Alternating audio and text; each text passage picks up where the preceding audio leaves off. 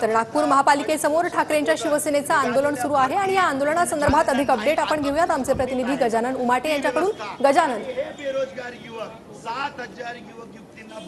नक्कीच नागपूर महानगरपालिकेवर शिवसेनेच्या ठाकरे गटाकडून हे आंदोलन या ठिकाणी आपण बघू शकतो।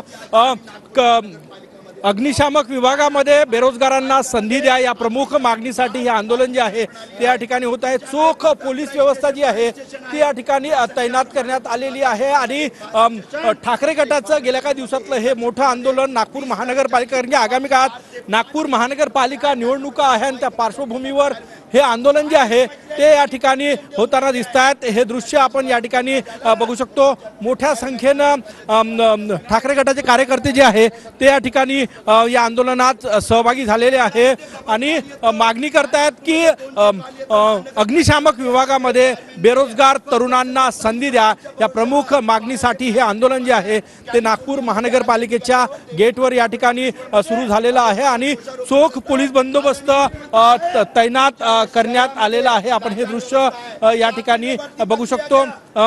नक्कीच आपण काय मागणी आहे? आमची मागणी आहे ही नागपूर महानगरपालिकाची अग्निशमन लाचार अस्वस्थ व्यवस्था, त्याच्यासाठी 2.5 वाजता अगोदर फायरमॅनची काढलेली भरती प्रक्रिया लंबित आहे आणि हे बेरोजगार युवक, भूमिपुत्र बेरोजगार